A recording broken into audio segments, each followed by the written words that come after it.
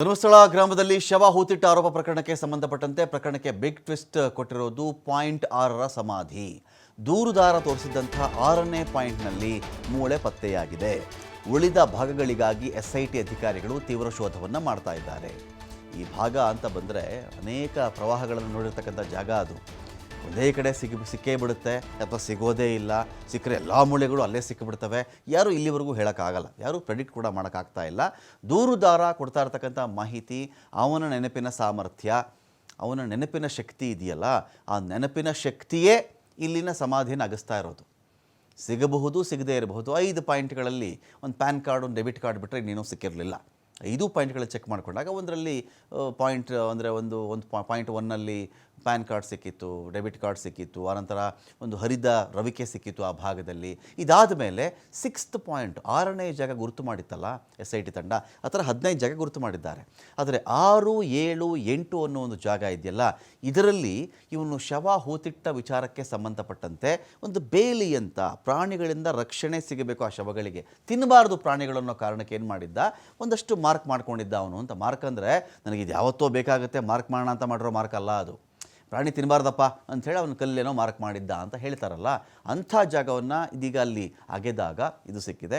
ಉಳಿದ ಭಾಗ ಬೇಕಲ್ಲ, 1 ಮೂಳೆ ಸಿಕ್ಕಿದೆಯೋ 2 ಮೂಳೆ ಸಿಕ್ಕಿದೆಯೋ ನಮಗಿನ್ನೂ ಅದ್ರ ಬಗ್ಗೆ ಕ್ಲಾರಿಟಿ ಇಲ್ಲ. ನಾವು ಏನೇನೋ ಹೇಳಬಾರ್ದು ಕೂಡ. SIT ಅಫಿಷಿಯಲ್ ಆಗಿ ಏನಾದರೂ ಮಾಹಿತಿ ರಿಲೀಸ್ ಮಾಡಿದ್ರೆ SIT ಕಡೆಯಿಂದ ನಮಗೆ ಈ ಒಂದು ತನಿಖೆ ಇನ್ವೆಸ್ಟಿಗೇಷನ್ಗೆ ಸಂಬಂಧಪಟ್ಟಂತೆ ಒಂದು ಬುಲೆಟಿನ್ ಬಿಡುಗಡೆ ಆದರೆ, ಅವ್ರ ಕಡೆ ಒಂದು ಬುಲೆಟಿನ್ ನಮಗೆ ಸಿಕ್ಕಿದ್ರೆ ಆಗ ನಾವು ಹೇಳಬಹುದು ಇಂಥ ಮೂಳೆನೇ ಸಿಕ್ತು, ತಲೆಬುರುಡೆ ಸಿಕ್ತು, ಅದು ಸಿಕ್ತು, ಇದು ಸಿಕ್ತು ಅಂಥೇಳಿ. ಅದರ್ವೈಸ್ ನಾವೇನೋ ಮಾತನಾಡಲಿಕ್ಕೆ ಇಲ್ಲಿ ಹೋಗಬಾರ್ದು, ಮಾತನಾಡಲೂಬಾರ್ದು. ಇದೊಂದು ಇನ್ವೆಸ್ಟಿಗೇಷನ್, ಗಂಭೀರವಾಗಿರ್ತಕ್ಕಂಥ ವಿಚಾರ. ಸುಮ್ಮನೆ ಯಾರ ಮೇಲೂ ಆರೋಪ ಮಾಡೋದಾಗಲಿ, ಇದು ಹೀಗೆ ನಡೆದುಬಿಟ್ಟಿದೆ ಅಂತಾಗಲಿ, ಇವರೇ ಕೊಲೆ ಮಾಡಿಬಿಟ್ಟಿದ್ದಾರೆ ಅಂತಾಗಲಿ, ನಾವು ಯಾರೂ ಇಲ್ಲಿ ನ್ಯಾಯಸ್ಥಾನದಲ್ಲಿ ಕುಳಿತಿಲ್ಲ. ನಡೆದದ್ದು ಅಲ್ಲೇ ನಡೀತಾ ಇದೆ, ಅದನ್ನು ನಾವು ನಿಮಗೆ ನೇರ ಪ್ರಸಾರದಲ್ಲಿ ಆ ವರದಿ ತಲುಪಿಸ್ತಾ ಇದ್ದೀವಿ. ಅದಷ್ಟೇ ನಮ್ಮ ಒಂದು ಕೆಲಸ ಆಗಿರುತ್ತೆ ಇಲ್ಲಿ.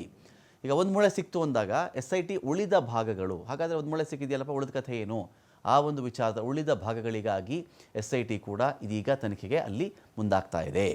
ಈ ಜೊತೆಗೆ ಇಲ್ಲಿ ಏನಾಗಿದೆ, ನಿಮಗೆ ಕೆಲವು ಶವಗಳ ವಿಚಾರದಲ್ಲಿ ಶವಮೇಣ ಅಂತ ಕರೀತಾರೆ ಅದನ್ನು. ಈ ಶವಮೇಣ ಅಂದರೆ ಕೆಲವು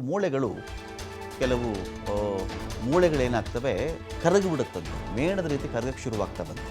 ಕಾಲಾನಂತರದಲ್ಲಿ ಕೆಲವು ಮೂಳೆ ಮೇಣದ ರೀತಿ ಕರಗಕ್ಕೆ ಶುರುವಾಗ್ತವಂತೆ. ಸೊ ಹಾಗಾಗಿ ಅವ್ರೇನು ಮಾಡಿದ್ದಾರೆ, 1 ಮೂಳೆ ಸಿಕ್ಕಿದೆಯಪ್ಪ, ಉಳಿದ ಮೂಳೆ ಕರಗು ಹೋಗಿದ್ದರೆ ಒಂದು ವೇಳೆ ಮೇಣದ ರೀತಿಯಲ್ಲಿ, ಹಾಗಾಗಿ ಆ ಮಣ್ಣನ್ನು ಬಿಡದೆ ಸಂರಕ್ಷಣೆ. ನೆನ್ನೆ ಕೂಡ ಇದನ್ನು TV5 ನಿಮಗೆ ಹೇಳಿತ್ತು. ನೆನ್ನೆಯ ಯಾವುದೇ ನಮ್ಮ ಒಂದು ಬುಲೆಟಿನ್ ನೀವು ಚೆಕ್ ಮಾಡಿಕೊಂಡಾಗ ಈ ಮಾತನ್ನು ನಾವು ನೆನ್ನೆ ನಿಮಗೆ ಹೇಳಿದ್ವಿ. ಅವರು ಕೆಲವು ಗ್ರಾಮ್ನಷ್ಟು ಮಣ್ಣನ್ನು ಕೂಡ ಅದನ್ನು ಕಲೆಕ್ಟ್ ಮಾಡಿಕೊಂಡು ಲ್ಯಾಬ್ಗೆ ಕಳಿಸ್ತಾ ಇದ್ದಾರೆ. ಅಕಸ್ಮಾತ್ ಆ ಒಂದು ಮಣ್ಣಿನಲ್ಲಿ ಕ್ಯಾಲ್ಶಿಯಂ ಅಂಶ ಸಿಕ್ಕರೆ ಅದು ಬಹಳ ಕ್ರೂಷಿಯಲ್ ಎವಿಡೆನ್ಸ್ ಆಗಿಬಿಡುತ್ತೆ. ಎಲ್ಲ ಕಡೆ ಸಿಕ್ಬಿಡಲ್ಲ ನಿಮಗೆ. ಮೂಳೆಯಲ್ಲಿರ್ತಕ್ಕಂಥ ಅಂಶ ಕ್ಯಾಲ್ಶಿಯಂ ಅಲ್ವಾ, ಆ ಮೂಳೆ ಕರಗಿದ್ರೆ ಆ ಮಣ್ಣಲ್ಲಿ ಇಲ್ಲಿ ಮೂಳೆ ಕರಗಿದೆ ಅಂಥೇಳಿ ಮಾಹಿತಿ ಸಿಗುತ್ತಲ್ಲ ಅವ್ರಿಗೆ, ಅದು ಇಂಪಾರ್ಟೆಂಟ್ ಲೀಡ್ ಆಗುತ್ತೆ. ಈಗಲೂ ಅಷ್ಟೇ ಆ ಎಲುಬು ಸಿಕ್ಕಿದಂಥ ಮಣ್ಣು, ಆ ಎಲುಬಿರ್ತಕ್ಕಂಥ ಜಾಗದ ಮಣ್ಣನ್ನು ಕೂಡ ಬಿಡದೆ ಸಂರಕ್ಷಣೆ ಮಾಡಿಕೊಂಡು ಮಣ್ಣನ್ನು ಪರಿಶೀಲಿಸಿ ಮೂಳೆಯ ಮಾದರಿಗಾಗಿ ಶೋಧವನ್ನು ಮಾಡ್ತಾ ಇದ್ದಾರೆ. ಮೂಳೆಯನ್ನು ಬಾಕ್ಸ್ಗಳಲ್ಲಿ ಶೇಖರಣೆ ಮಾಡ್ತಾ ಇದ್ದಾರೆ FSL ತಜ್ಞರು. ಎಲುಬು ಪತ್ತೆಯಾದ ಜಾಗದ ಮಣ್ಣಿನ ಮಾದರಿಯು ಕೂಡ FSLಗೆ ರವಾನೆ ಆಗ್ತಾ ಇದೆ.